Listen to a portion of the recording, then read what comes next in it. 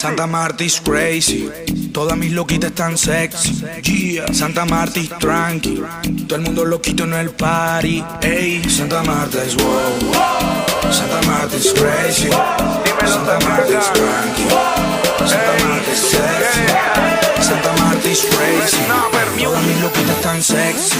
Yeah. Santa Marta is tranqui, todo el mundo loquito.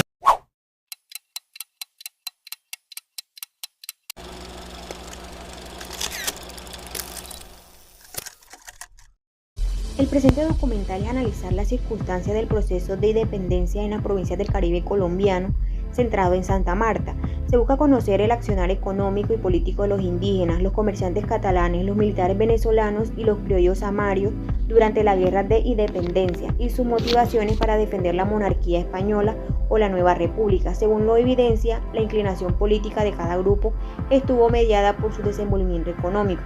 Santa Marta fue fundada en 1525 y es una de las ciudades más antiguas de América del Sur. Durante el periodo colonial fue un importante puerto y centro económico en la región del Caribe colombiano. La ciudad y su provincia jugaron un papel fundamental en la lucha por la independencia de Colombia. Antes de la independencia, la región de Santa Marta estaba habitada por la civilización tairona y posteriormente se convirtió en un punto estratégico para los españoles debido a su puerto natural y su ubicación geográfica. La economía de Santa Marta giraba en torno a la actividad portuaria, el comercio y la agricultura, especialmente los cultivos de caña. El proceso de independencia en Santa Marta no fue aislado, sino que formó parte de un movimiento más amplio en las provincias del Caribe colombiano. Los grupos indígenas, los comerciantes catalanes, los militares venezolanos y los criollos amarios tuvieron diferentes motivaciones para defender la monarquía española o la nueva república. Las autoridades coloniales a veces favorecían los intereses de los indígenas, lo que generó su fidelidad al régimen colonial. La guerra de independencia de Santa Marta fue un conflicto que se enmarca dentro de las luchas independentistas de América Latina contra el dominio español.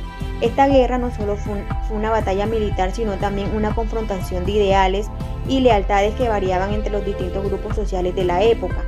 La rebelión de Santa Marta 1822-1823 fue una insurrección indígena y monárquica que se produjo en las postrimerias de la Guerra de Independencia de Colombia. Fue parte de la campaña de Occidente y representó el intento final de recuperar la región para la corona española.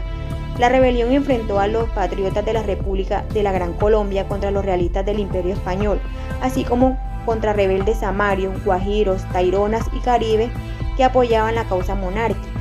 La condición racial entre los albores de la independencia. Durante los periodos de la conquista y primera década de la colonización en Santa Marta, la guerra entre los españoles y los indígenas taironas se prolongó a lo largo de todo el siglo XVI. En el año 1600, el gobernador español organizó un contingente bien armado que enfrentó a los indígenas confederados de Jeriboca, Mamatoco, Bonda, Mazinga, Durama, Origua, Ibocaca, Donama, Masaca y Chengue bajo el mando de Cusachique, cacique de Jeriboca.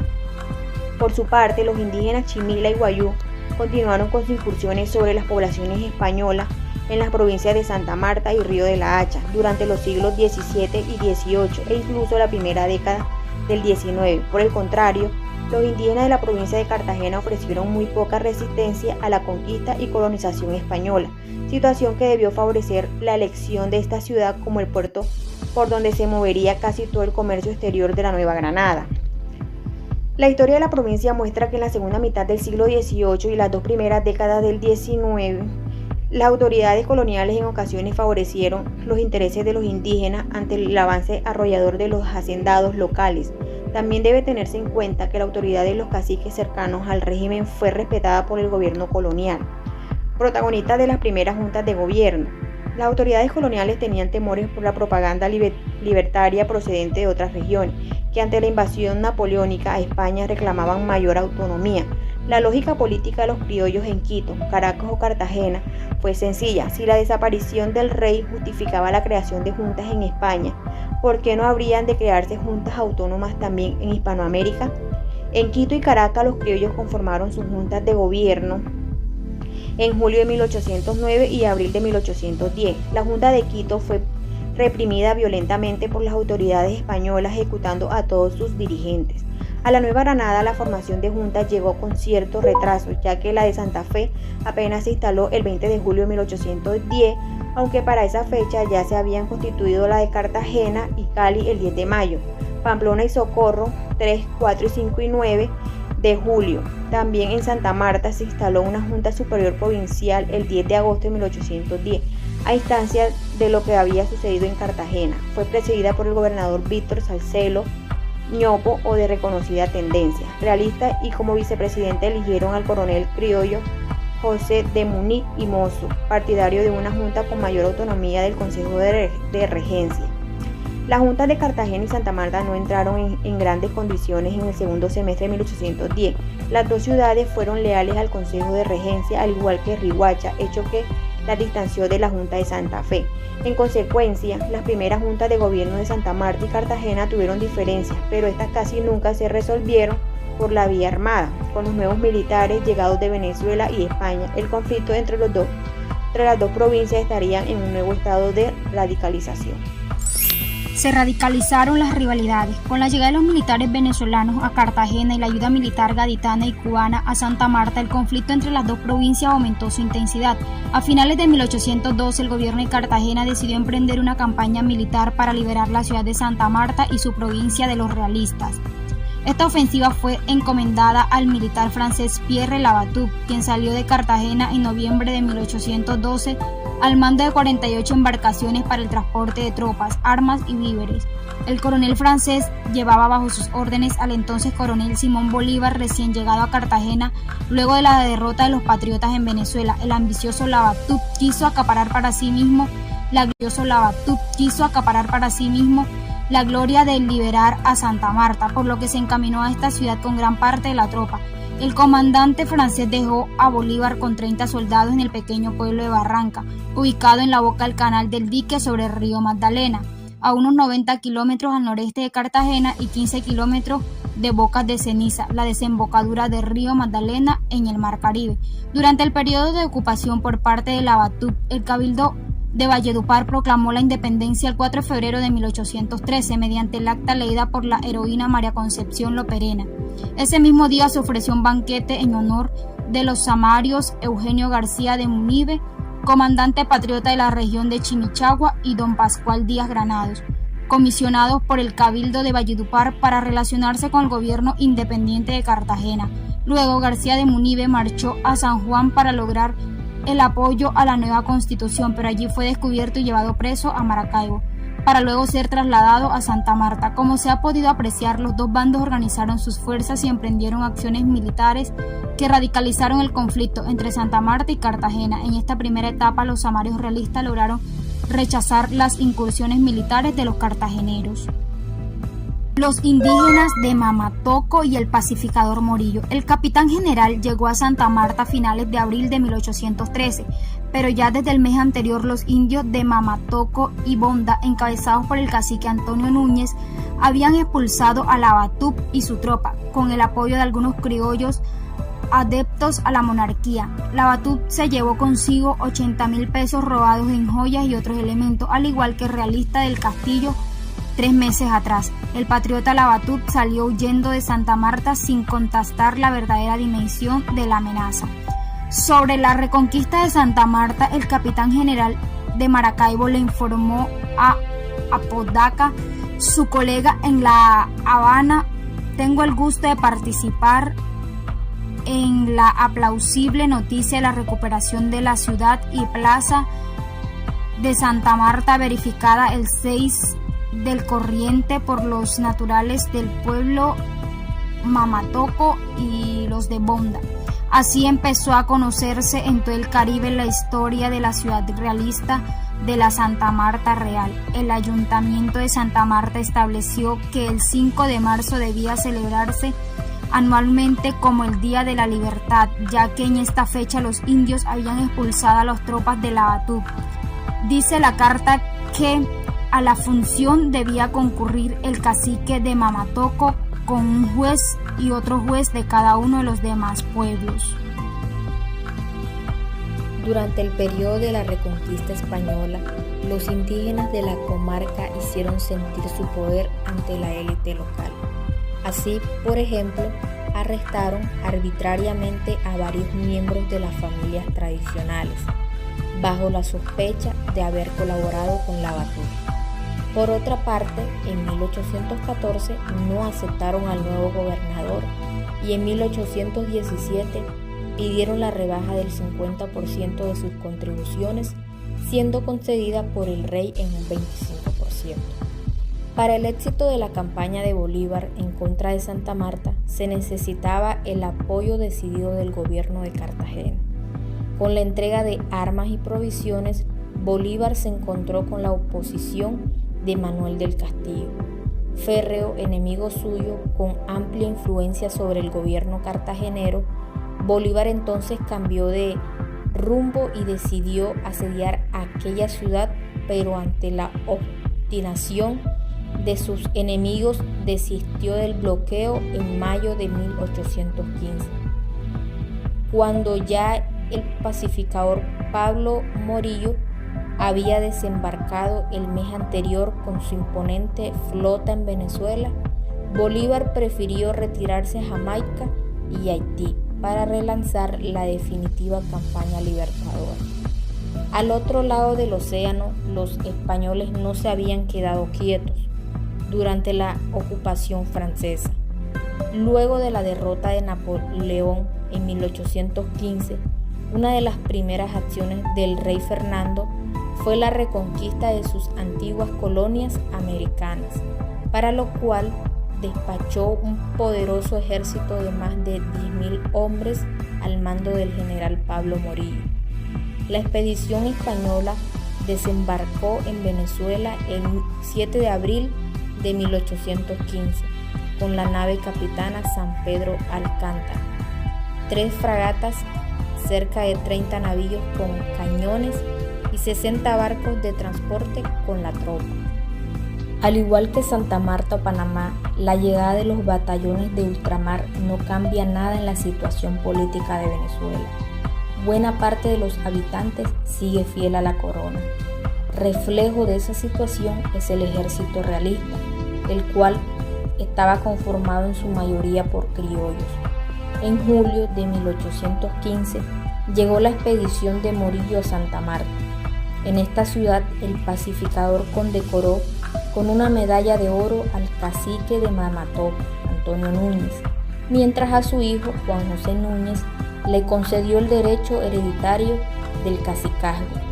El rey no solo respaldó lo hecho por Morillo, sino que además le concedió al cacique Núñez el grado y sueldo de capitán, así como la cruz de la Orden Americana de Isabel la Católica. El siguiente paso de Morillo era tomar a Cartagena, ciudad amurallada donde se concentraba gran parte del espíritu republicano de la época. Por su parte, Morillo partió para Cartagena con su gran escuadra el 14 de agosto de 1815 y se instaló en Turbaco, cerca de la ciudad. El 26 de agosto, Cartagena quedó completamente bloqueada por mar, desde Punta Canoa hasta Barú, y también por tierra. La ciudad resistió heroicamente hasta el 5 de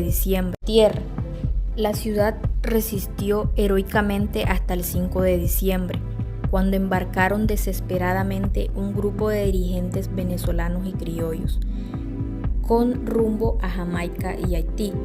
Ninguno de los capitanes de las embarcaciones quiso llevar al brigadier Manuel del Castillo, a quien culpaban de la derrota por haberse negado a colaborar con Bolívar.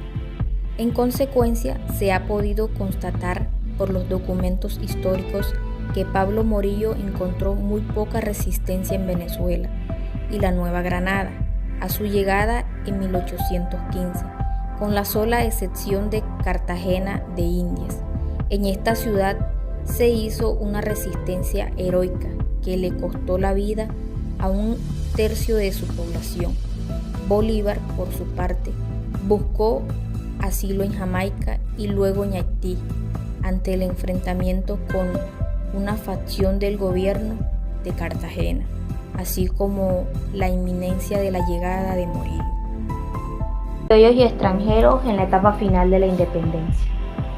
La derrota de Napoleón generó dos consecuencias directas sobre Hispanoamérica: la expedición de Pablo Morillo para la reconquista de las antiguas colonias españolas y la llegada de legionarios británicos para enrolarse en el ejército patriota.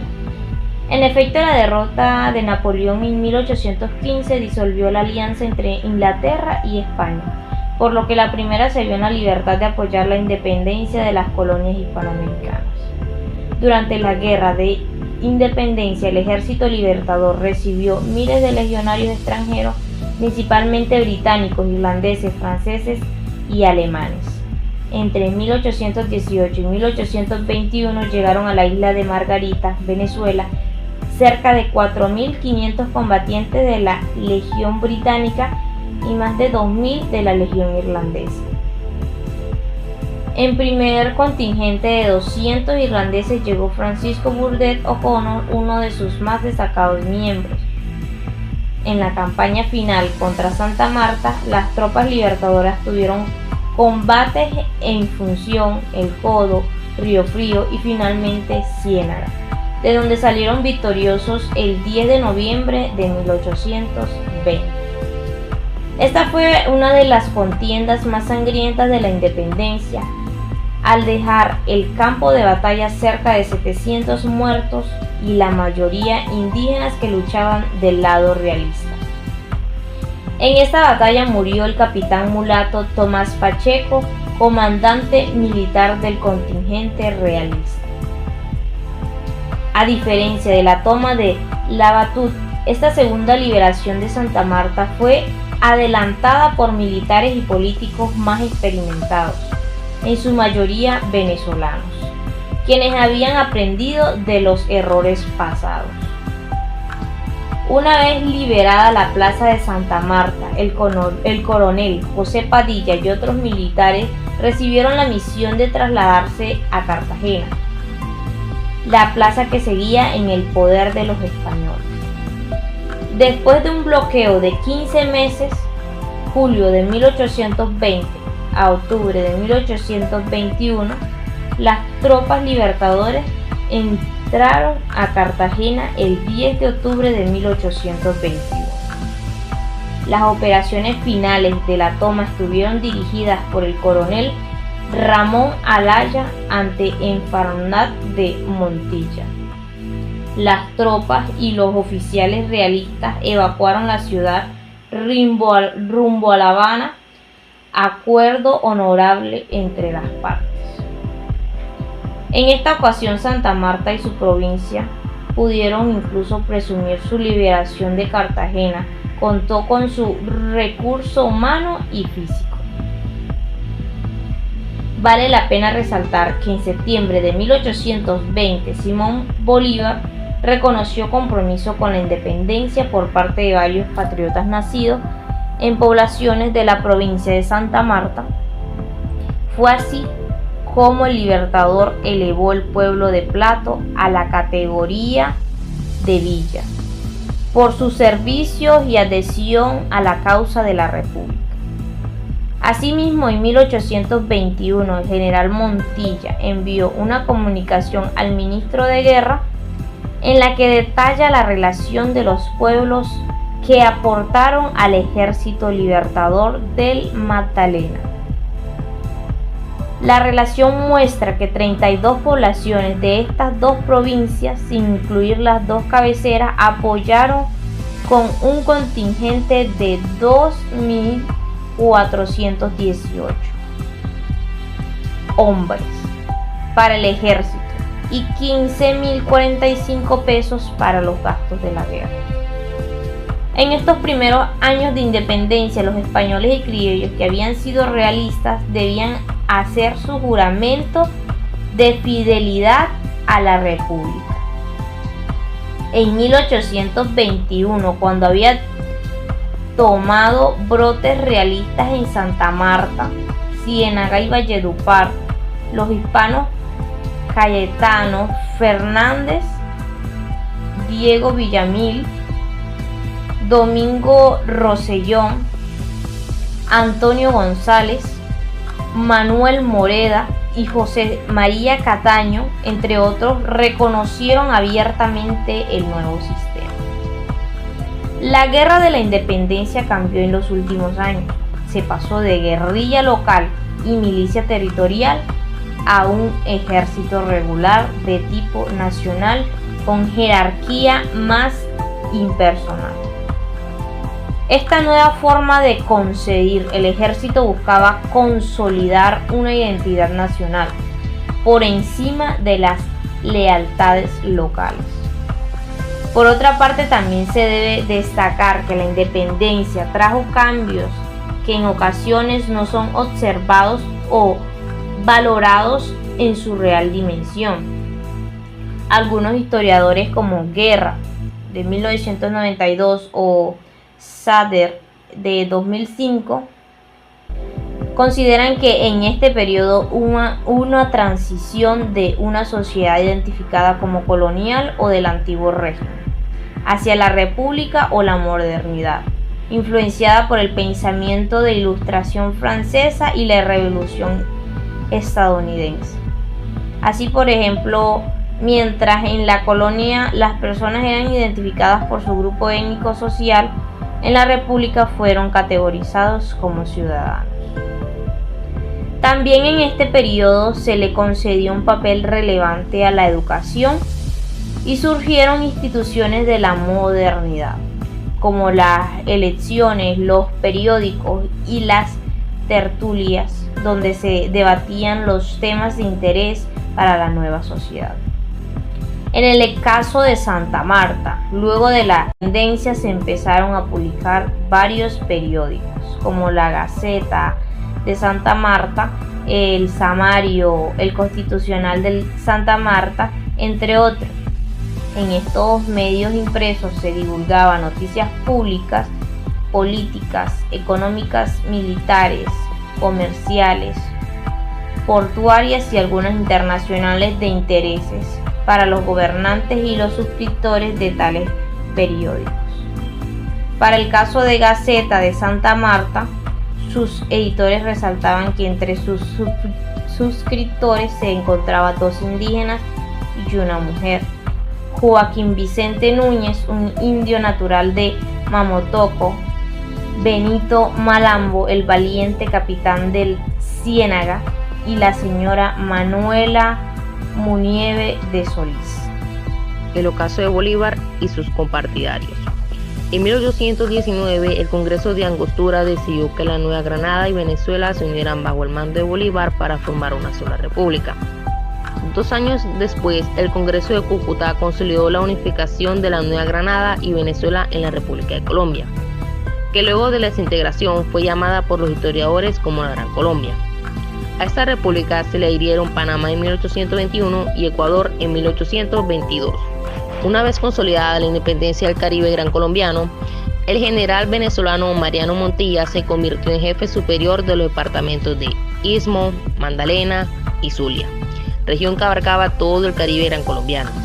Montilla era gran amigo de Bolívar y como hombre ambicioso aprovechaba esta situación para reclamar más poder para sí.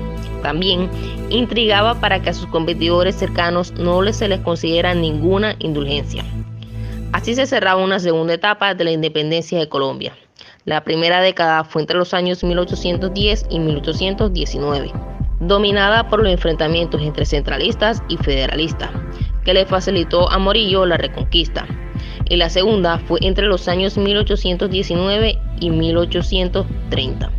Fue la independencia definitiva y la conformación de la Gran Colombia, bajo el mando de Simón Bolívar. Con la enfermedad y muerte del Libertador se aceleró el proceso de desintegración de la Gran Colombia, de donde surgieron inicialmente 3 repúblicas: Venezuela, Colombia y Ecuador.